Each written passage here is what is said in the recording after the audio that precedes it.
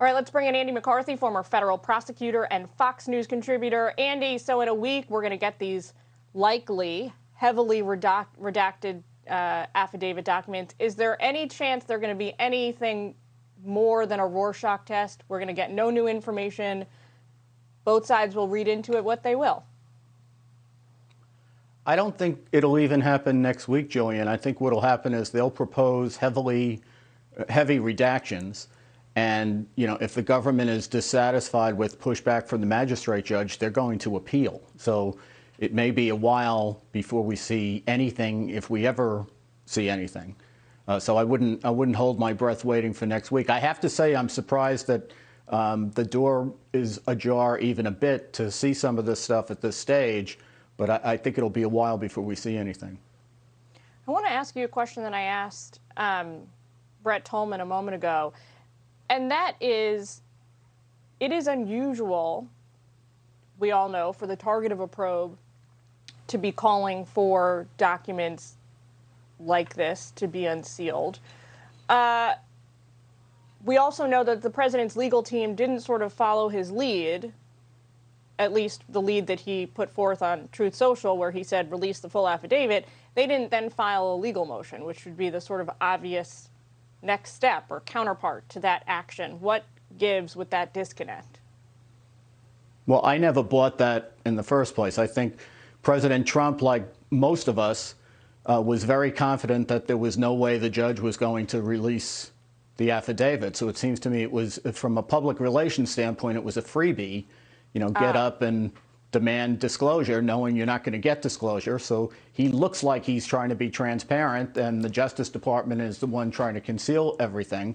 But, if they were really serious about that, I think they would have filed legal papers. I'm not saying he wouldn't like to see the affidavit. I'm sure he would. But I don't think he wanted it out in public, and I never bought that much. If you were advising the president, if you were, representing him, would you like this idea that some of his allies have put forth that he releases CCTV footage from Mar-a-Lago? I really would not advise him to do that. I just think at this point, especially after saying, that he wanted to take the temperature down, there'll be a time and place for that. And frankly, if I thought that was going to be useful to me at trial, I would probably want to hold it until later.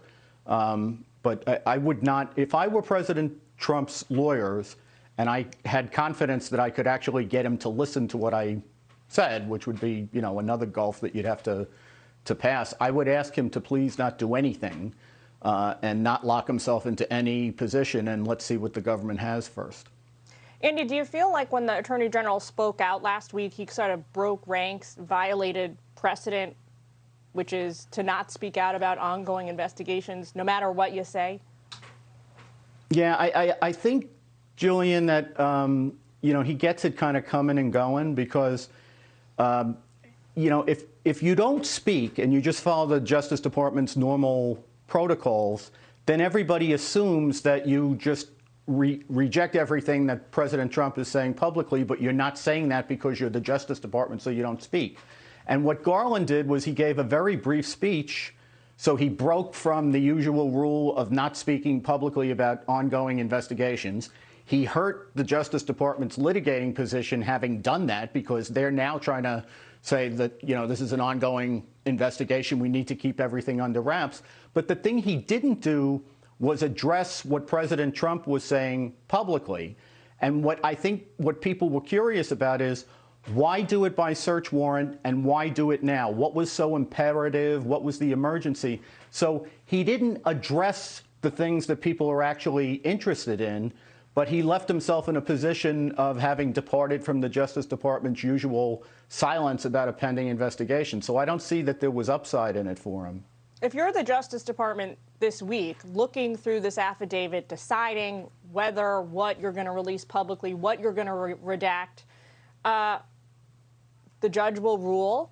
If you're the DOJ, what is your worst case scenario? The judge decides to release what information to the public that you don't want out there? What's the most damaging to your case?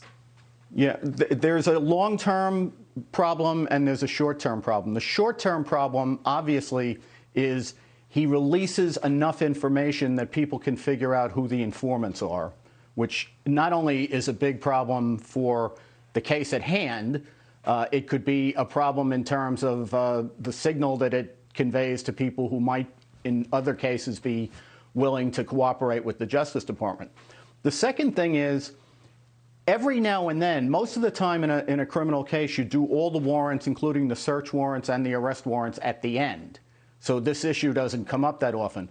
But every now and then, there's a case where you need to get evidence from a search warrant to figure out whether you have a case, or at least a case against some of the most important people.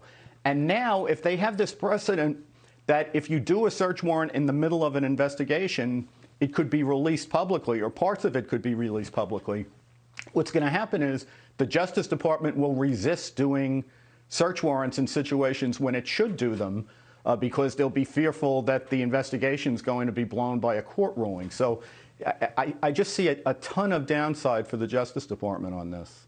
All right, got to leave it there. Andy, thanks so much for standing by with us. Appreciate it. Hi, everyone. I'm Brian Kilmeade. I want you to do me a favor. I want you to click to subscribe to the Fox News YouTube page. This is the only way that I know for sure that you're not going to miss any great commentary, any great news bites, any great interviews coming your way on Fox. You can get it all here on YouTube. So subscribe right now.